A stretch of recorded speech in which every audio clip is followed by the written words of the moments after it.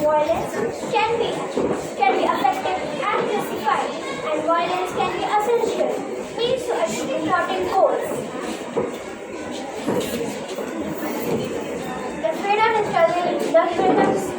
The Indian freedom struggle was composed and multifaceted movement that has spanned decades, involving various strategies and strategies.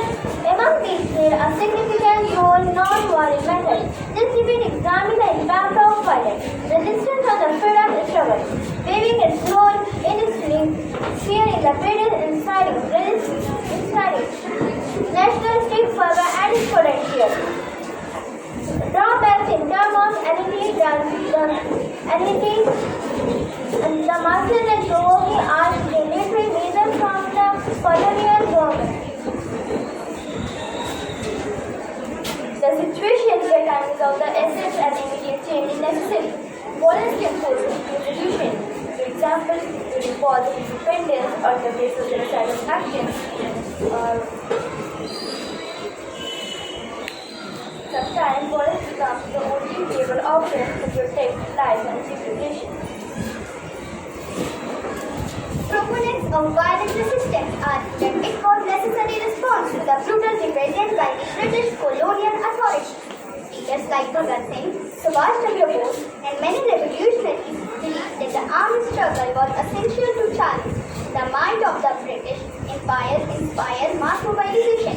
The 1857 revolt, though ultimate unsuccessful, marked the beginning of a tradition of armed resistance and instilled a sense of fear in the British and demonstrated that Indians were willing to fight for freedom.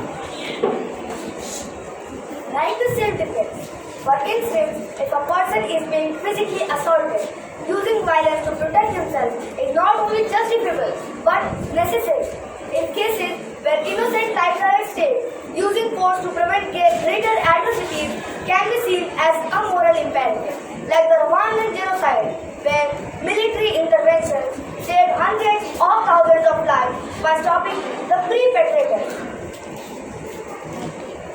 Violent resistance exposed the limits of British power.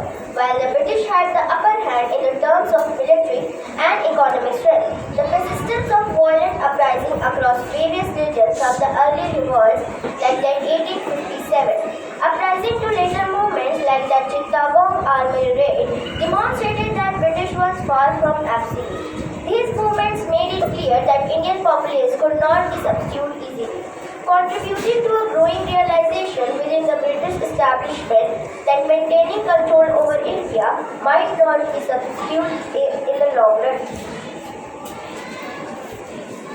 In certain scenarios, the activation of the violence by the state can help to establish and maintain order. For example, during riots or insurrections, it using violence functions as a form of communication but nevertheless often provokes chaos and discipline.